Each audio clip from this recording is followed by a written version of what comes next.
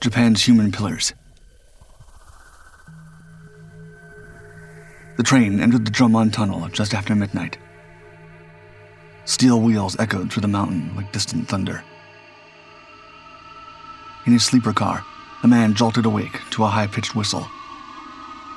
At first, he thought it was just the wind, maybe a deer's cry in the forest. But the sound didn't fade. It followed him, inside. Then came the footsteps, wet, dragging. Something or someone passed his door. He leaned toward the tiny window and froze. A figure moved down the corridor. Translucent, hollow, human-shaped, but wrong. When the conductor arrived to investigate, he bent to wipe away the wet footprints. The tissue came up blood red. Or so the legend goes. For decades, strange sightings and unearthly sounds haunted this tunnel in Hokkaido. But it wasn't until 1970, when repair crews were sent inside after a massive earthquake, that they found something real. Skeletons, sealed inside the tunnel walls. And this discovery pointed to something far older and far darker. The Jomon Tunnel runs 1,700 feet under Jomon Pass. It was begun in 1912 and completed in 1914, on what was then the Ubetsu Line, connecting remote reaches of Hokkaido. The terrain was treacherous, the labor unforgiving. Records say construction was carried out by free workers. But that's only half the truth. Forced labor had been abolished in 1894, but it had simply evolved. The men brought in as workers were poor, debt-ridden, and tricked into contracts they couldn't escape. Housed in tako rooms, wooden barracks that locked from the outside and had slits for windows, they worked 15-hour days in freezing winds, malnourished and brutalized. Many died from beriberi, a thiamine deficiency, their bodies tossed in mass graves in the nearby forest. Others weren't so lucky. In 1970, 2 years after the massive 8.3 Tokachi earthquake damaged the tunnel, workers returned to reinforce the crumbling structure. That's when they found them. Skeletons, upright, sealed in the walls. And more in shallow mass graves scattered through the forest. Bones snapped, skulls broken. The positioning and trauma suggested some had been forced in while still alive. A word quickly spread among the workers. Hitobashira, human pillars. The practice was ancient, dating back to the 4th century.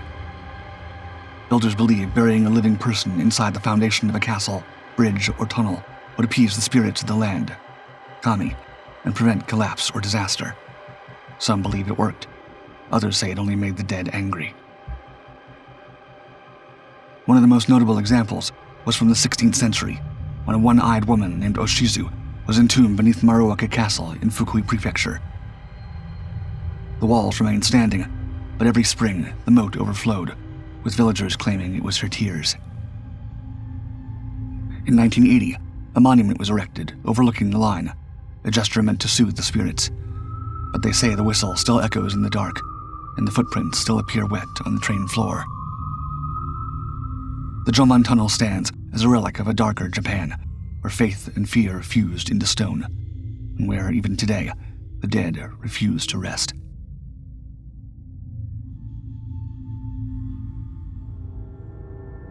Savo's man-eating shadows. They came in the night, silent shadows slinking past the thorn barriers, meant to keep them out. One by one, workers vanished, dragged from tents, devoured whole, bones and all. By morning, nothing remained but blood-dark soil and fear. Some said the beasts were spirits, others demons. But they were lions, 2 real flesh-and-blood lions who had developed a taste for humans. Over 9 terrifying months in 1898, the lions of Savo turned the Uganda Railway construction project in British East Africa into a waking nightmare. The man sent to oversee the construction of a railroad bridge across the Sava River, Lieutenant Colonel John Henry Patterson, became its last line of defense. A soldier, an engineer, and suddenly a hunter. Patterson stalked the lions for weeks, climbing trees at dusk, building scaffolds, baiting traps. But the lions outsmarted them all.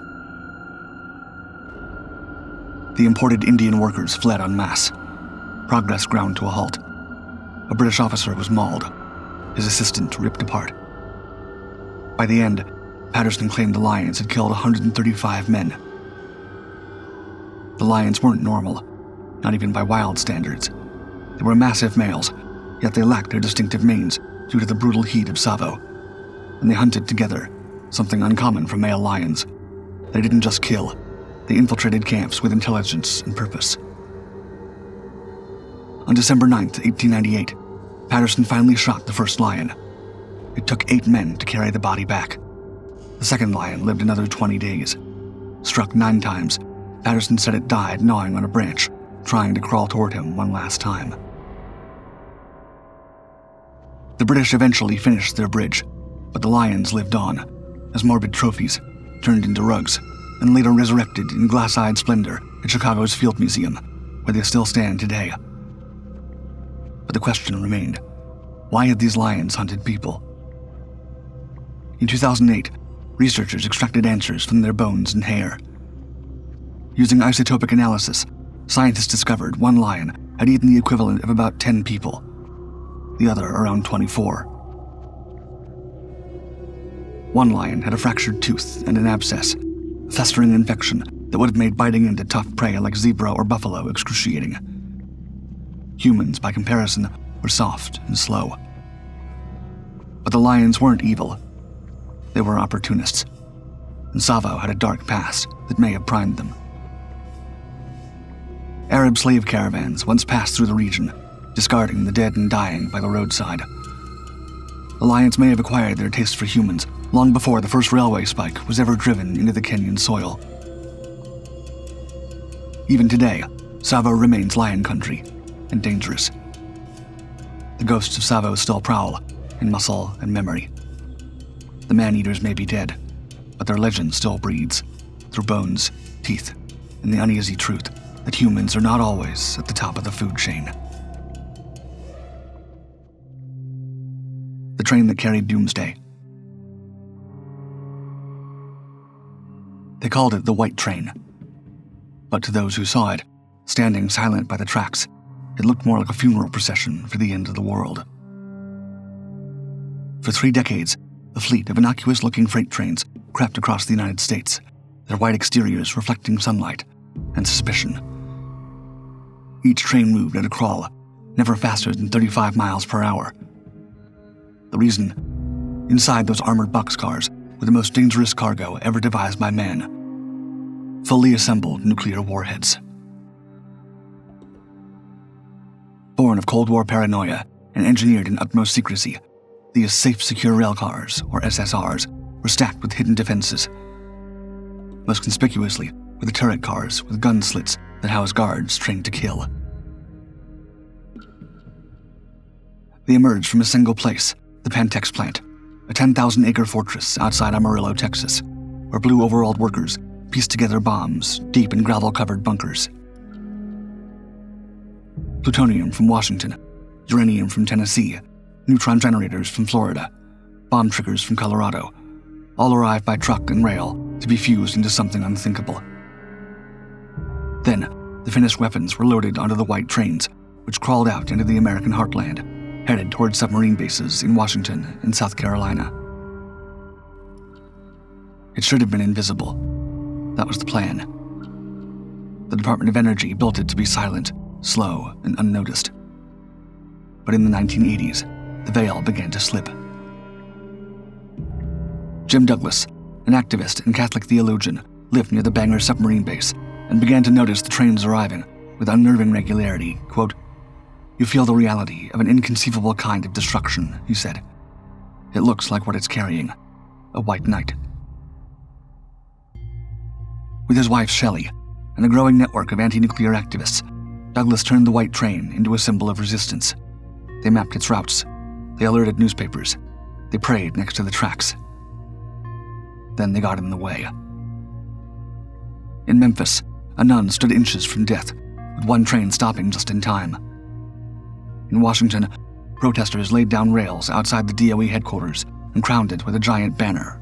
The nuclear train starts here. The agency panicked. They rerouted trains, then tried to criminalize whistleblowing. Finally, in an act of desperation, they painted the trains red, green, even blue. But you can't hide a train with turrets. By 1985, the resistance had grown too loud.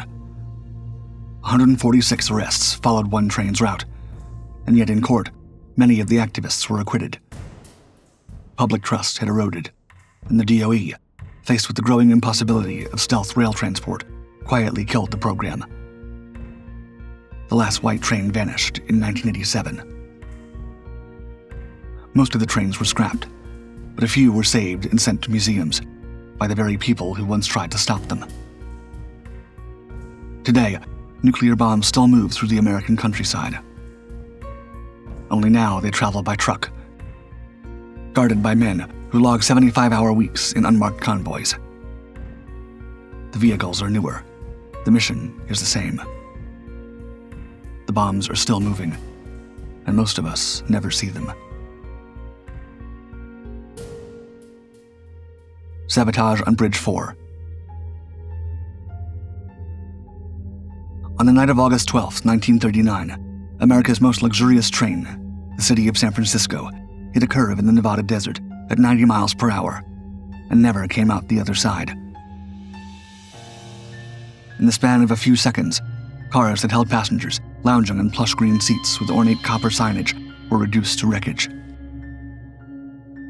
In total, 5 cars, 2 sleepers, a lounge, a diner, and a coffee shop plunged into the gorge below. By morning, 24 passengers and crew were dead. 121 were injured. But this wasn't an accident. This was sabotage. The train had launched only a year and a half earlier, a $2 million marvel meant to tame the American West with speed and style. It cut nearly 20 hours off the Chicago to Oakland route. That night, passengers were still finishing dinner and cocktails when nervous laughter broke out as the train leaned into turns harder than usual. A bottle rolled. A woman was tossed into the aisle. Then came the curve at bridge number 4.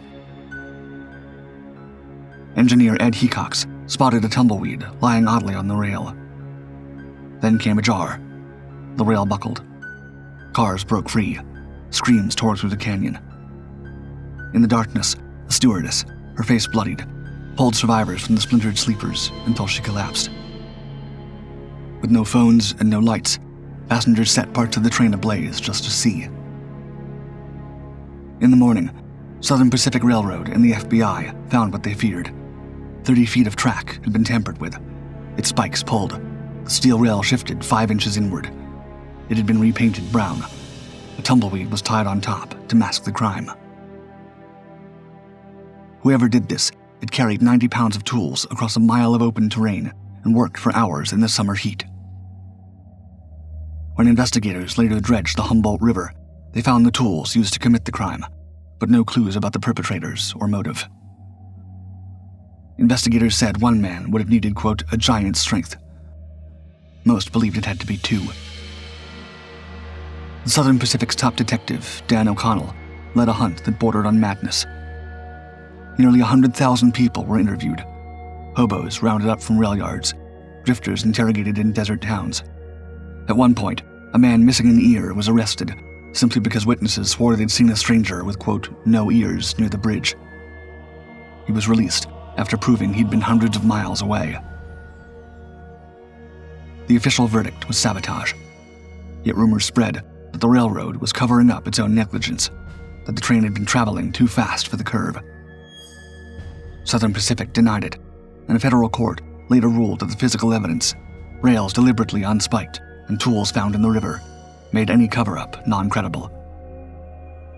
No one was ever charged. 56 years later, in 1995, another train, a modern Amtrak, was derailed in the Arizona desert. Same setup, same method. Tracks bent near a bridge, no warning from the circuits, and a wreck in the riverbed. Anti-government manifestos from a shadowy group called the Sons of the Gestapo were found nearby, but no one claimed responsibility. Oddly, 1 week earlier, a magazine article had been published detailing the 1939 city of San Francisco crash. The FBI came knocking, but the trail quickly turned cold. A similar fruitless hunt played out in the investigation of the city of San Francisco, but the case was quietly shelved as war erupted in Europe. Today, both acts of sabotage remained unsolved.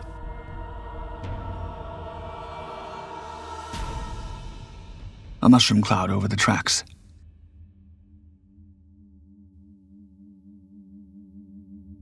At 9:32 a.m. on June 4th, 1988, the city of Arzama shook as if the world had been split open. A freight train, loaded with over 100 tons of high explosives, vanished into a white flash in a black mushroom cloud that rose over the rooftops. The blast left behind a crater the size of a 9-story building. To the people of Arzamas, it was the end of the world. Some thought the Americans had launched a nuclear strike.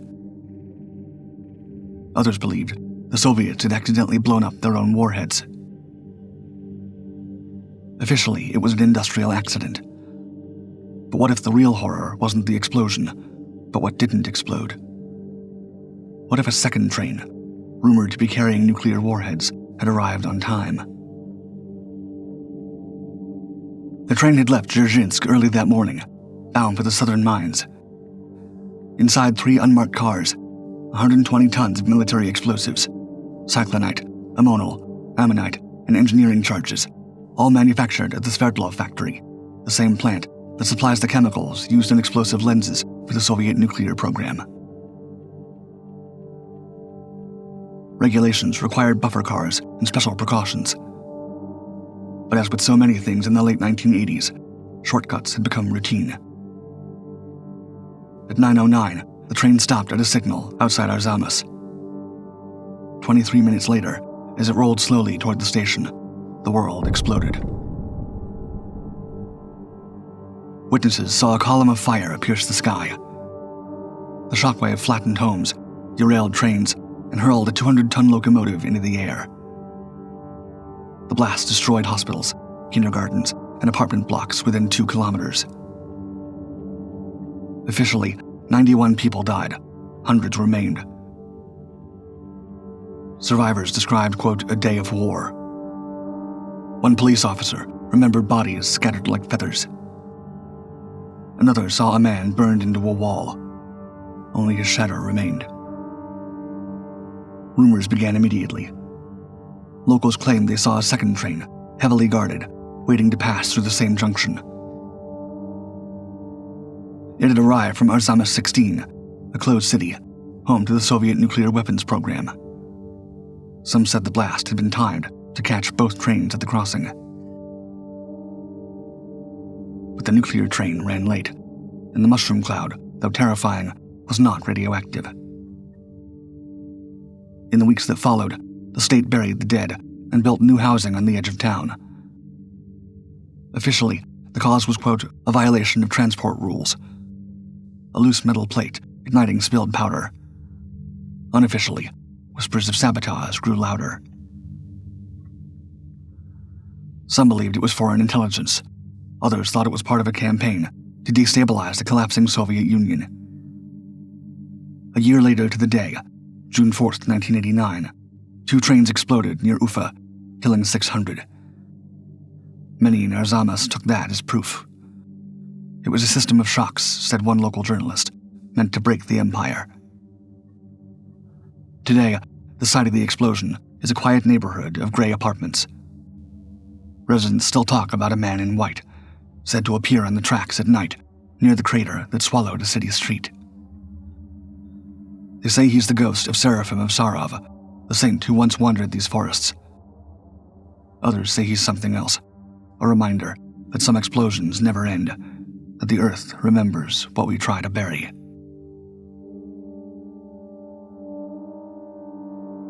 Do you think the Arzamas explosion was nuclear? Let me know in the comments. As always, thank you for watching Dark 5. Like and subscribe to continue exploring the greatest mysteries of this world and beyond.